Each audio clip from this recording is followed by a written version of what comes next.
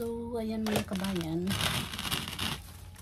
Ito yung ating rattlesnake na matagal na. Aalisin natin siya dyan sa pot na yan. And then, ipapapagit natin guys. Sobrang laki yun.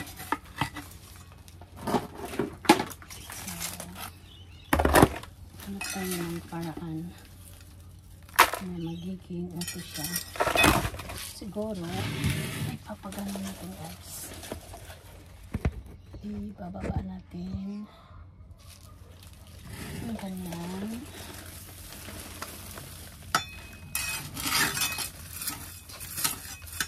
very dry kasi nakatago ito. Mahirap lang siyang makita. Napapansin nyo na medyo dry po yung ating mix na guys. Ayan.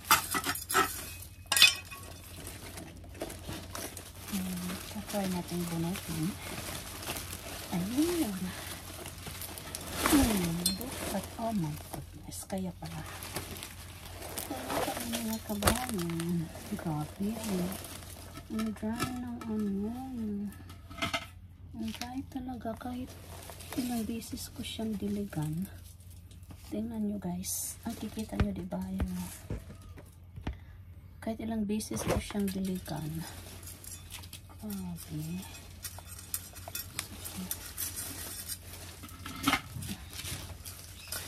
Wawa naman. Okay lang yan. Masisave natin ito guys. Ilipat natin siya sa plastic na pot. Tingnan nyo mga kabayan.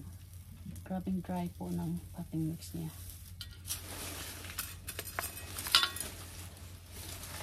Kaya pala, kawawa ka naman.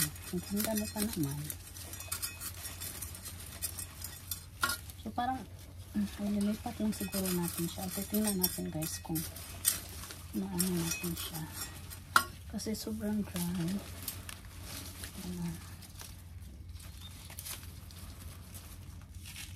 Yung ating tusok. Ayan, yun lang ang nakakaano sa kalatiya guys kasi pag nag-ano talaga sila pag tumanda, grabe yung root bound. Yung root bound. Grabe yung root bound niya mga kabayan. So, ganyan ang drama ng mga kalatiya.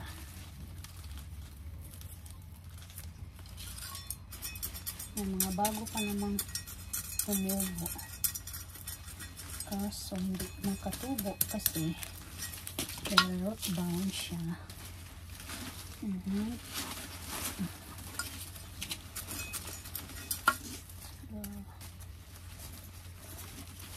hirap. Ang hirap.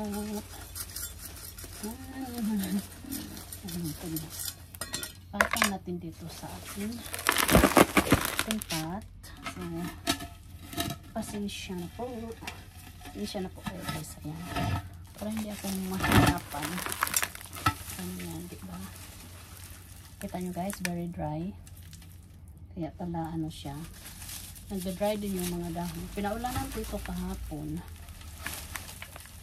But, hindi pa rin nag-absorb yung tubig ulan. Ang gagawin natin is ikakat natin yung mga roots dito kasi hindi maganda yung pagka-root bound ano siya guys, pangit yung pagka ano niya. Mag 2 years pa ata siya nung nilipat ko siya sa pot na ito. Ayan. Kahit yung roots niya mga kabayan is dry din.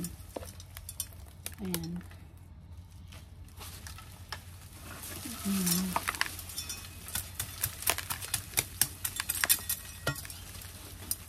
Ganda pa naman ng ano ko. Tingnan niyo yung kuko natin guys, di ba? Flex ko lang. Pero okay lang yan. Wala akong pakiano. Sa aking kuko Ayaw ko din magsuot ng gloves kasi mas komportable ako na walang gloves. Maliban na lang pag nag-ano ako ng bagong potting mix. So, need talaga mag-wear ng gloves kasi may mga chemicals po yan. Lucy! Come here, girl. Ayan.